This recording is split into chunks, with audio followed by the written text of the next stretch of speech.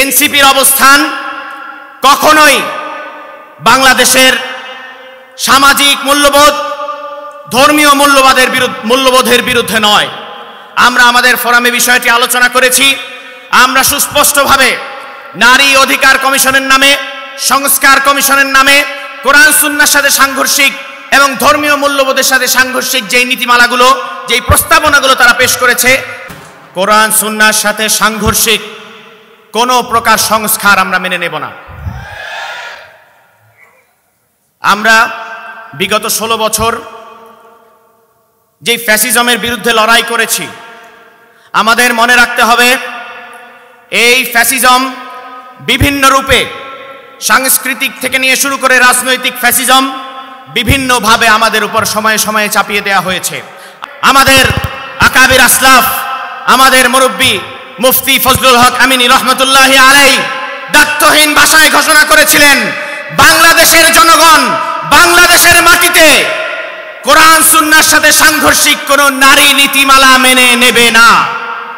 আমরা তখনই আমাদের রায় জানিয়ে দিয়েছিলাম। জাতীয় উলামা মাশায়েখ আইম্মা পরিষদ আয়োজিত আজকের এই জাতীয় সেমিনার থেকে আমরা একটি বক্তব্যের উপর ঐক্যমত্যে পৌঁছেছি যে বাংলাদেশে, আলেম ওলামার এই দেশে কোরআন সুন্নাহর সাথে কোনো প্রকার প্রস্তাবনা, কোরআন সুন্নাহর সাথে সাংঘর্ষিক কোনো প্রকার সংস্কার আমরা মেনে নেব না।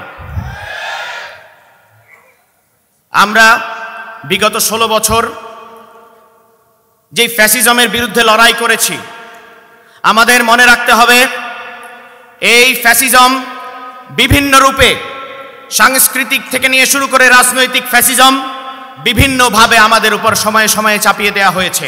আমাদের ভুলে গেলে চলবে না, 2009 সালে সর্বপ্রথম যখন আওয়ামী লীগ সরকার ক্ষমতায় আসে, সর্বপ্রথম ফ্যাসিবাদের যেই রূপ ওলামায়ে কেরাম এবং ইসলামপন্থীদের উপর তারা চাপিয়ে দিয়েছিল, সেই ফ্যাসিজম ছিল কালচারাল ফ্যাসিজম।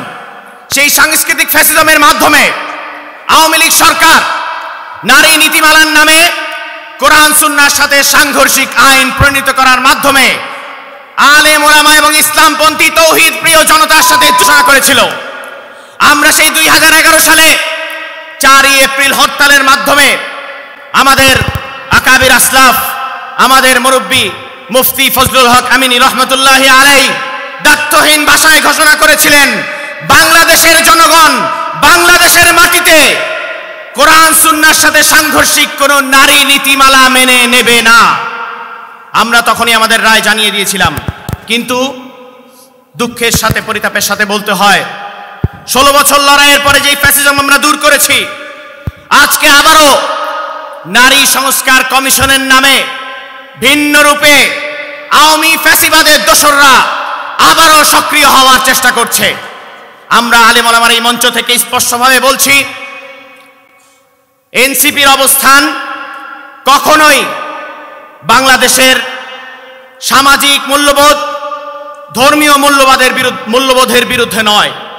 আমরা আমাদের ফোরামে বিষয়টি আলোচনা করেছি।